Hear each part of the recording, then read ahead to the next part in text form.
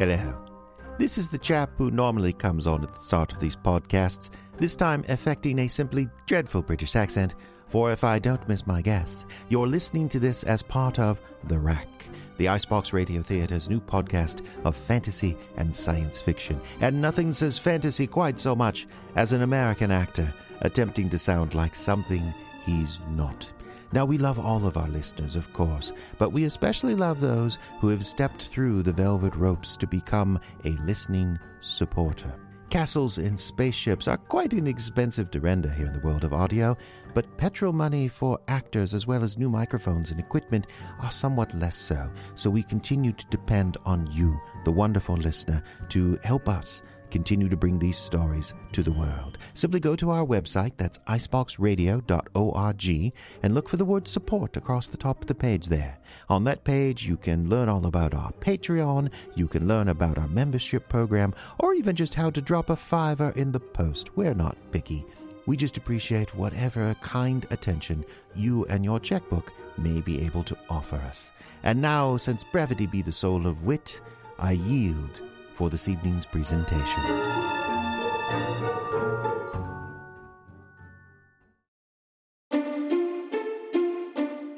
You are driving in a dark forest, the pine boughs heavy with snow. At the end of a long dirt track road, you arrive at your destination. It's a small, weather-beaten motel called Toujours Gelée. It's not much to look at, really. Just a single weather-beaten shack surrounded by a half-dozen equally run-down cabins. Out back, there's a dingy fishing dock right next to the spaceport. And a few picnic tables for cleaning fish conveniently placed right next to the time portal. So it's easy to dispose of the chum. Come up to the office now. Let the bear in the tuxedo take your bags. Ask the time-traveling Viking at the concierge desk if you have any questions, and then step up to the main desk to meet the owner, Old Pierre. Hello, and welcome to Toujours Gelée Motel. Looking for something to do? We have all kinds of tourist information right over here. I invite you to select a brochure from The Rack. The Icebox Radio Theatre would like to apologize for technical difficulties experienced during the first minute 10 seconds of Tall Bears. If you bear with the recording for 70 seconds, it will correct itself. He said that? He said it, so help me. A liar. He never had no 30-inch wall. I know how. Well, I'm just saying. Lies. Repeating lies is what you're doing. I'm just telling you what he said. I hate a liar. Relax. It's supposed to be fishing. Put another log on that fire. Fire don't need wood. It needs a little of this here. Oh, you think you should do that, Billy? Ain't been no rain for weeks. Weatherman says we're in a drought and the fire temperature's supposed to be high. I'm on vacation. It's time to have a little fun. Oh, man, that blowed up good. Oh, that blowed up real good. Ow. Man, there ain't nothing like the great outdoors. I ain't just talking there. You hear something? Well, that's just a natural spring feeding the lake. Just a spring? That ain't no natural spring. That's some kind of underwater explosion. Well, that's the most stupid thing I ever heard. Who would want to blow something up around here?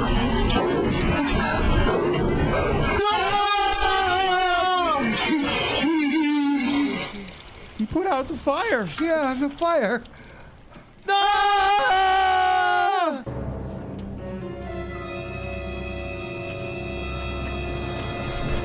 The Icebox Radio Theater presents Tall Bears. Summer, in the green woods hugging the U.S.-Canada border, dead wood and needles gather like kindling on the forest floor. The evergreens look dusty and dry. It has been weeks since the last good rain. In the middle of a small town on the Minnesota-Ontario border, two figures, a young girl and a man in uniform, stand beneath a 30-foot statue of Smokey Bear, their town's official mascot and monument. Well, I see what you mean. totally unexplained phenomenon, isn't it, Dad? I wouldn't go that far, Heather. It's obvious we've had some vandalism, but I don't think it's terrorists. Okay, But what about my other theory? Thugs from neighboring towns are probably out too. This was a bunch of kids. How come whenever anything gets spray painted or banged up in this town, you always blame kids? I don't always blame kids, but the only people going around banging up civic statues are going to be pretty bored.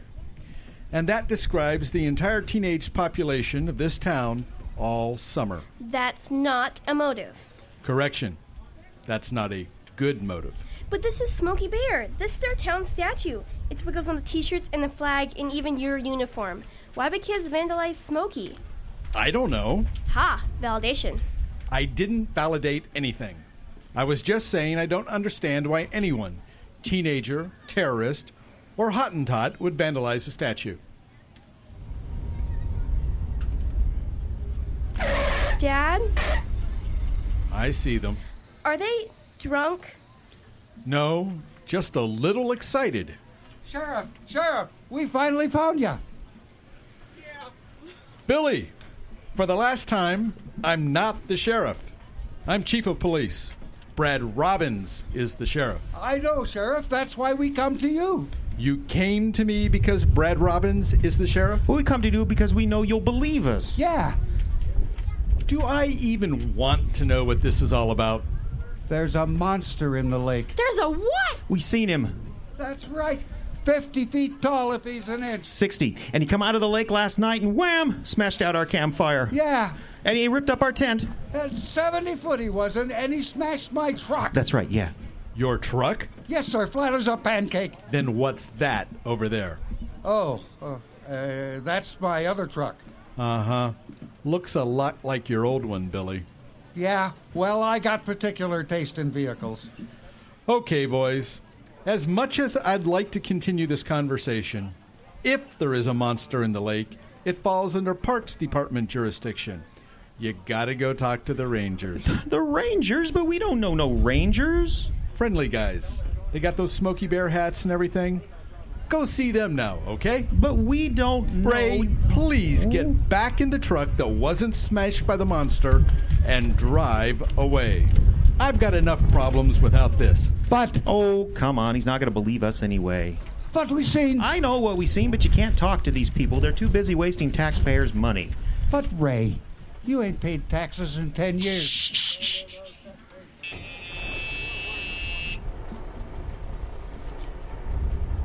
It's summers like this that makes me miss winter. Heather! Heather! Over here, Dad. Don't touch the statue. I gotta get a sample of that, whatever it is. It's mud. Hold on. I know that look in your eye. Last time you had that look, we found you on top of the water tower signaling UFOs. That plan could have worked if I just had big enough light bulbs. Forget that plan. Let's talk about this one. What plan? The one I can see swimming through your pretty blue eyes, young lady.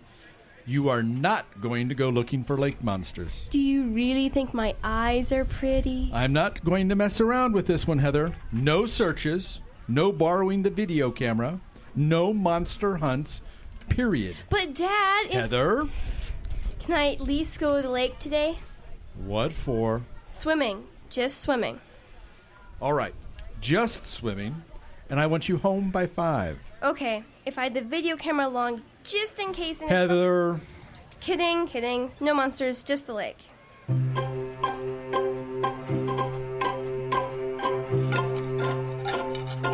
More fish? No, I'm good. You did a nice job on dinner. Thanks, Daddy. And the best part of all I is know. I cook, so you have to. I know. Dishes are mine. Hello? Hi, Barb, what's... Okay, yeah. Wait. The Pat Roach landing? That's out of my jurisdiction. I can't... Oh. Okay. Be there in 5. Leave the dishes. I'll be back in an hour. What's going on? Nothing. There's a little trouble. At the Pat Roach Landing? Yes, Heather. At the Pat... Can I come? No. I'll stay out of the way. What is it? A murder? No, it's not a murder. There's a man down there who's upset. We're cordoning off the whole area. I'll stay in the car. Heather, it's a county job. I don't have the authority to let you in there even if I wanted to. They're only calling me because I know this guy. Okay. Leave the dishes like I said. I'll do the dishes. That's okay. Keep the TV down, no internet, and be in bed by 10. I thought you said this would only take an hour. 10, Heather, and I'm serious about the internet. I'll be calling to check in. Fine. I love you. I'll make it up to you. Promise. I know. Yes, in bed by 10. Don't go on the internet. Keep the TV down. He never said anything about not going for a bike ride.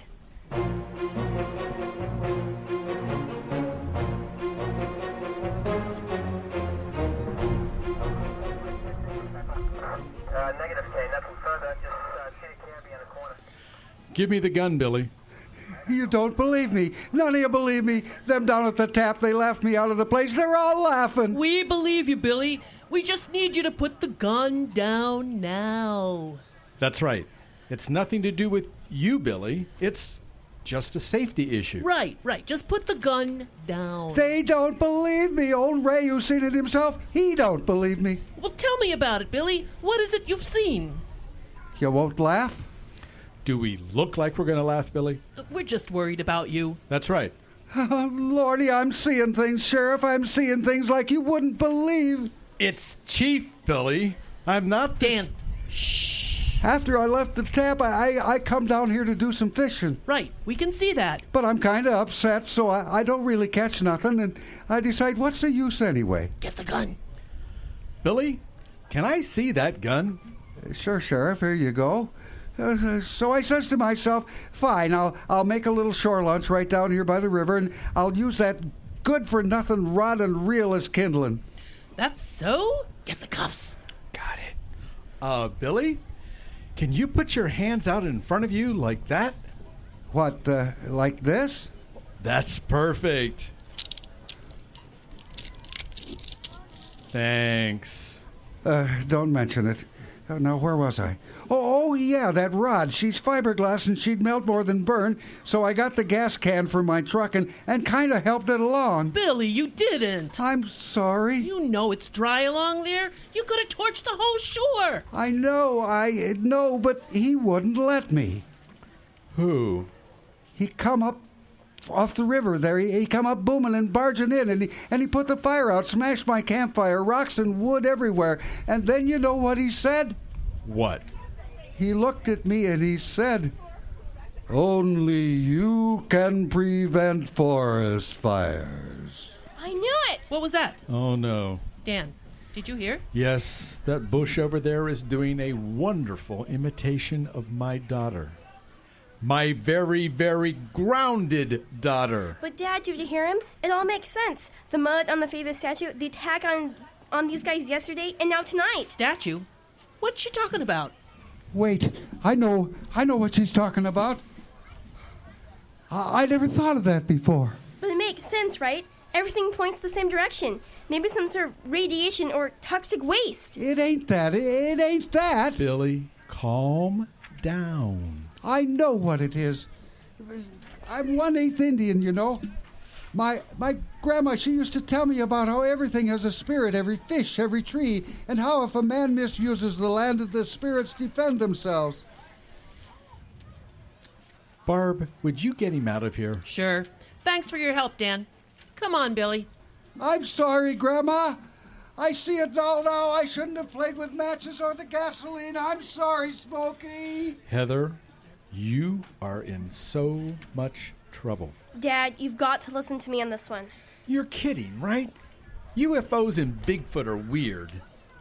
But at least they're normal weird. This is off-the-chart, adjust-your-medication weird. I'm not on medication. No, but I'm going to be if you don't stop. I'm the only father in town who can't wait for his daughter to get interested in boys. Dad, you. Get your bike in the back of the car. We're going home. Wait. Heather, I've got no patience. Wait, Dan, look, down here where the fire was. Didn't you see this? I had a distraught man with a deer rifle. I was not paying attention to the ground. You see it, right? It's right there. There's 1,000 explanations for that. Dad, it is what it is. A giant footprint, and it looks more than a little bear-like. Icebox Radio will return in a moment. It's a day later now, and Chief Dan's problems have gotten much worse. We find him downtown standing next to a concrete pedestal which used to hold a statue. Look, Mayor, I'm going to need at least 48 hours. You cannot be serious. This is the biggest crime in our town's history. I know, but we have to... Call in the sheriff? I've done that. The rangers? The border patrol? Maybe this is just some kind of practical joke. Mayor, you need to calm down. Calm down? Did you not notice? Our statue is missing. I know. I am getting calls from CNN, from the New York Times, from the BBC. Dan, we have become the laughingstock of the entire planet. Did Brainerd ever lose Paul Bunyan? Did Evelyn lose that giant hockey stick? No, it's just us. Look, Mayor, this is not the kind of crime that stays unsolved. I mean, every time someone has an aluminum deer stolen, it always turns up. What are the chances of a 30-foot statue going to stay hidden? So, that's your plan. Sit back and wait for it to turn up? What do you think he's doing, Dan? Frolicking through the forest with Vic, the voyageur? Of course not. Someone needed time and the right tools and the right truck to do this. There's bound to be a trail. Well, I don't see any tire tracks or cutting equipment around here. Looks to me like the statue got up and walked away by itself. First the drought cuts our tourism to nothing, and now this. I have a remote to do with some TV people at 10, so I have to go. I want a report every hour until you find something. And after you do find something, I want a report every 10 minutes. Find my bear! Dad? What is it? Can I get out the car, please? Just don't touch anything. She was pretty hard on you, huh? It comes with a job. I should be happy I still have a job. They wouldn't fire you, would they? I mean, this isn't your fault. Someone managed to steal the town statue right out from under my nose. You bet it's my fault. But what if it wasn't stolen? If you have any love for your father, Heather, you'll stop right there. No, I've been thinking about what Mr. Billy said last night, down by the river. It just keeps getting better and better. In a way, he's right. Everything does have a spirit, you know? You can almost feel it when you're out in the lake. Heather... Dad, it's true. Fine, it's true. But what you're talking about is rocks and trees. And what I'm talking about is a giant cartoon bear in a hat and blue jeans. What's his spirit? The spirit of fire safety? Great! I'll build a statue of McGruff the crime-fighting dog. And when he comes to life, I can retire. Didn't you teach me that once you remove everything that's impossible, whatever's left, no matter how goofy, must be the truth? Walking statues are impossible. But think about it. Twice Mr. Billy said this thing smashed out his fire, and both times he was being unsafe. And didn't he say the monster talked to him? Didn't he deliver Smokey's catchphrase? Okay, but explain the other day when you and I were standing under the statue. The two of them drove up in a panic telling monster stories. Wouldn't they have recognized the statue that was standing right over them? Their brains were fried on rocket fuel. Heather! Oh, Daddy, you've said it a bunch of times yourself. You can't believe everything they say. Chief, you there? Go ahead. Chief, we got a situation out by the chip piles. There's a camper there plowed his rig into a telephone pole, and he's raving about monsters in the woods. Wow. Okay, I'll be there soon. I gotta take Heather home first. What? Copy that. Weird morning, huh? You've got no idea. You can't be serious. This is important. That's right, it is important. That's why we're going home first. But, Dad... Get in the car now. Yes, sir. Heather... I'll show him.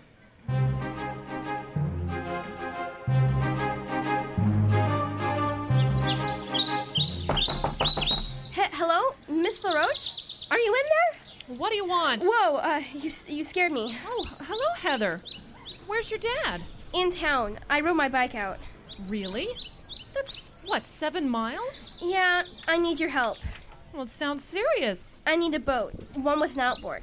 Well, there's plenty of places around here to rent a boat, Heather. I know, it's just... Yes? Look, I need to go pretty deep into the park, and no one's going to rent me a boat without a driver's license. And you think I will? Yeah. Why? Well, you're out here on your own, and you understand that sometimes a woman just needs to get away. Oh, ain't that the truth? But 2 things. 1, you are not technically a woman. You're still a girl. And 2, when we women do get away, we don't usually take a video camera with us. Oh, this. I was just going to do some nature photography. Heather. Okay. My dad's being a total jerk about the mischievous statue, which I think has come to life due to an Ondine legend, and is out in the woods stamping out campfires, because that's snow with spirit and stuff. I'm going to prove the statue's out there because it's just so amazing, and my dad's not being logical about the whole thing. I mean, the statue's gone, okay? Breathe, Heather, breathe! I need a boat. Okay. Okay? I can see your mind's made up. I'm not going to argue with you. Okay. But first, you're going to come inside and show me your destination on the chart. What? My boat, my rules. Okay.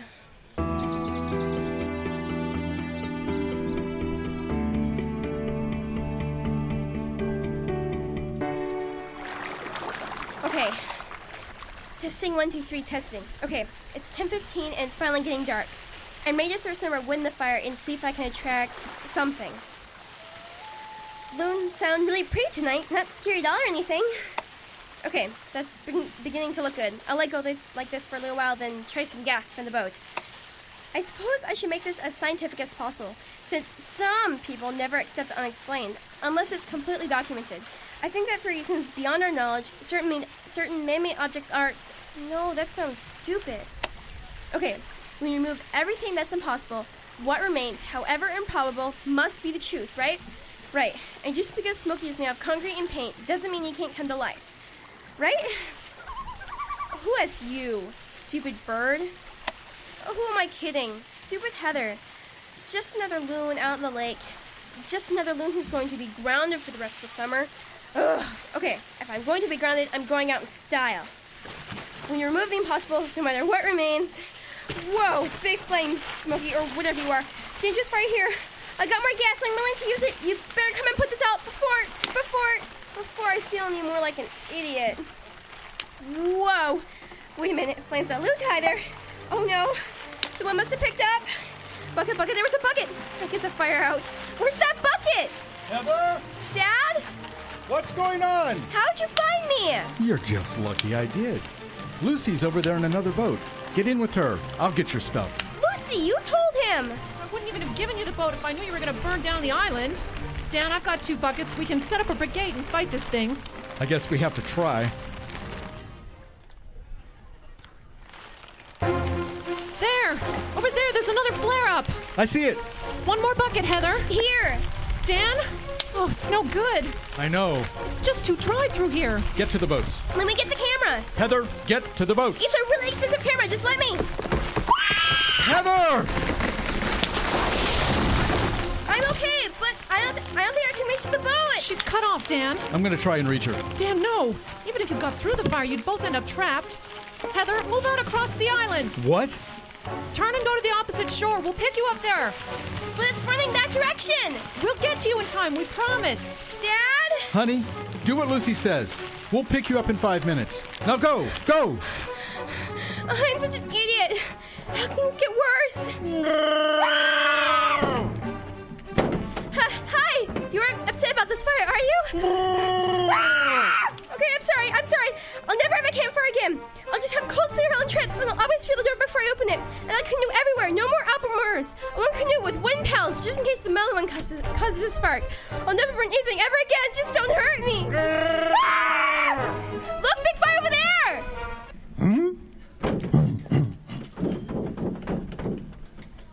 Heather! Dad? Heather, are you there? I'm here, Dad. Just a minute. I'm over here. Oh, thank God. Are you all right? Yes?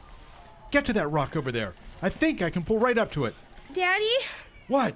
It's okay, the fire. It's going to be okay. I know. Dad, did you see? Come on, hun. We need to get away from here. But did you see? Heather, come on. We need to go.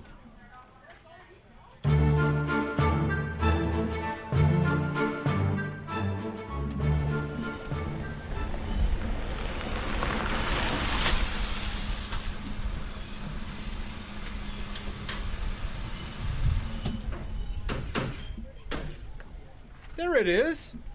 But I don't understand. The statue's back. But that doesn't make sense. We saw him on the island, he put out the fire, and swam in the lake, and did all that stuff to Billy, and I saw it. Why would he just... Well, that's the welcome sight. Oh, I hope the skies really open up this time. The woods need a good soaking.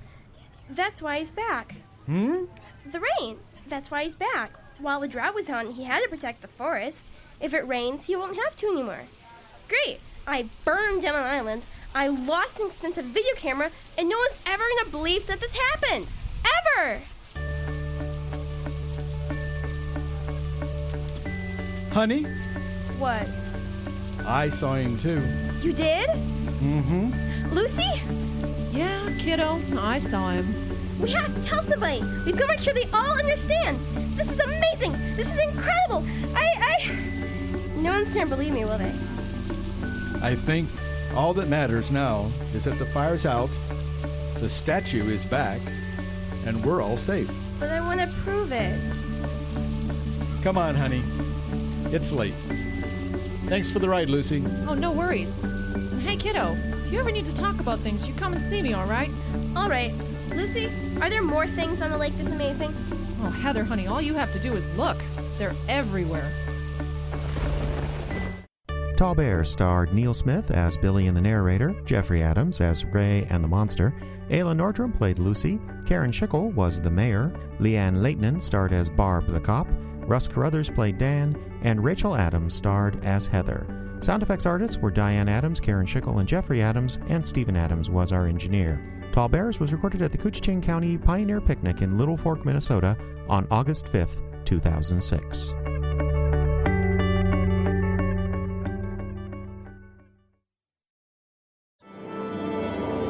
It can be in the sound of the orchestra preparing,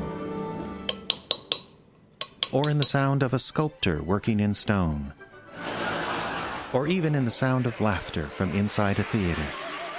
It is the sound of art being created, and for over 3 decades, the sound of art being created has rung loud and clear in northeastern Minnesota. The Arrowhead Regional Arts Council has been encouraging local arts development in northeastern Minnesota through grants and services for over 35 years. Every year, they give out more than $500,000 to local artists and arts organizations, and that helps create $40 million in revenue and jobs created. To find out more about our arts programs or how you can get involved, visit aracouncil.org. The Arrowhead Regional Arts Council, where the arts flourish, you thrive.